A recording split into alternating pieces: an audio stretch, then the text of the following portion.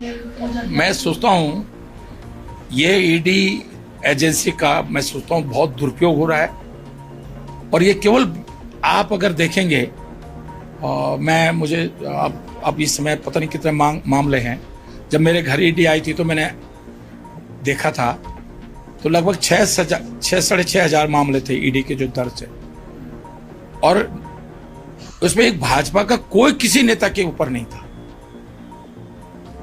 हाँ, जो कांग्रेस में थे, दूसरी पार्टियों में थे और भाजपा में सम्मिलित हो गए तो उनके सारे केस समाप्त हो गए, महाराष्ट्र से लेकर असम से लेकर साउथ इंडिया तक। और ये दुर्भाग्य है कि उत्तराखंड में इतना भ्रष्टाचार हो रहा है,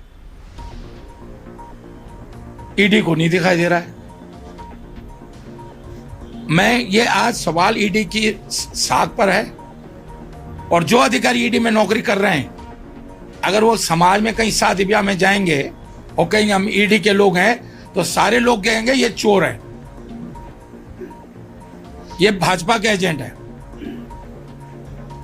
इसलिए मैं आज ईडी के अधिकारियों से कह रहा हूं, जो यहां डिप्टी डायरेक्टर जो भी अब नया आया है, आपके चैनल के माध्यम से मैं ईडी के उस अधिकारी से कह रहा हूं, क्या तुमको भाजपा के लोगों के आय से अधिक संपत्ति नहीं दिखाई दे रही? अरे कम से कम कसम खाने के लिए तो डाल दो एक दिन गणेश जोशी क्या छापा, कहीं तो डाल दो। एक दिन निशंक जी के यहां भी चले जाओ लेखक गांव में, कि भाई लेखक गांव में इतना बड़ा गांव कैसे बना दिया निशंक जी ने। लेकिन भाजपा के लोगों की संपत्ति, भाजपा के लोगों के आय का स्रोत ईडी को नहीं दिखाई दे रहा है। और कांग्रेसियों के खिलाफ, माने राहुल जी के खिलाफ, अरे जिस परिवार ने इलाहाबाद की अपनी सारी संपत्ति देश को दे दी हो, म्यूजियम बनाने के लिए दे दी हो, देश को दे दी हो, उस परिवार के तो तुम पीछे पड़े हो।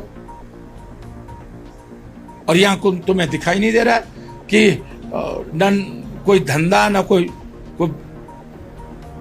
नौकरी, न जिनका न कोई धंधा है न कोई नौकरी, यार उन पर खरबों रुपए की संपत्ति कहां से आ गई, वो नहीं दिखाई दे रहा ईडी को। इसलिए ईडी की, वैसे तो अब ईडी का मतलब भाजपा के एजेंट, ये छवि हो गई है, भ्रष्ट एजेंसी बन गई है ईडी। सीबीआई की छवि उतनी खराब नहीं है आज जितनी पहले सीबीआई की छवि खराब थी, और ईडी के बाद अब सीबीआई की थोड़ा अच्छी हो गई और सीबीआई की ईडी की खराब हो गई।